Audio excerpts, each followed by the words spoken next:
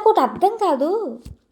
ఈ రోజుల్లో నానా కష్టాలు పడి రూ. 4 సంపాదించి, దానికి ఎన్నో పాట్లు పడి, ఆ రూ. 4 నుంచి రూపాయి పక్కనెట్టి, ఆ రూపాయి కలిపి రూ. 10 దాచుకుని ఏంటి, ఆ దాచుకున్న డబ్బులతో ఓ ఫోన్ కొనుక్కోవడమో, ఓ కారు తీసుకోవడమో, ఓ ట్రిప్‌కి వెళ్ళడమో చేద్దాము అని ప్లాన్ చేసుకుంటాం. మళ్ళీ మనమే అనుకుంటాము, బాబోయ్! ఇలా అన్నీ పెద్ద పెద్ద వస్తువులు కొనుక్కుని గట్రా జనాలు చూస్తే మళ్ళీ దిష్టి తగులుతుంది. నరఘోష నీకో నమస్కారం. బాబోయ్! నరఘోష తగిలేత్తదని చెప్పేసి మనం అయన్నీ మానేసుకుంటాం.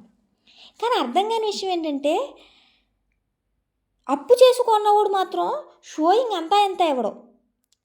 అప్పు చేసి ఐఫోన్ కొన్నవాడు, లేకపోతే అప్పు చేసి ఫోన్ కొన్నవాడు, లేకపోతే ఐఫోన్ అన్నా ఫోన్ అన్నా ఒకటే కదా. అదే నా ఉద్దేశంలో అప్పు చేసి ఐఫోన్ కొన్నవాడు, లేకపోతే లోన్ తీసుకుని కారు కొన్నవాడు, లేకపోతే ఎవడికో పంగనామం పెట్టి ట్రిప్కి వెళ్ళినోడు బాగానే లగ్జరీగా ఫోటోలు పెట్టి, వీడియోలు పెట్టి, రీల్స్ చేసి చూపిస్తారు. కష్టపడి సంపాదించుకున్నవాడు చూపించడానికి ఏమో భయపడి సత్తాడు. బాబాయ్ నరఘోష తగిలేస్తుంది, దిష్టి తగిలేస్తుంది అని.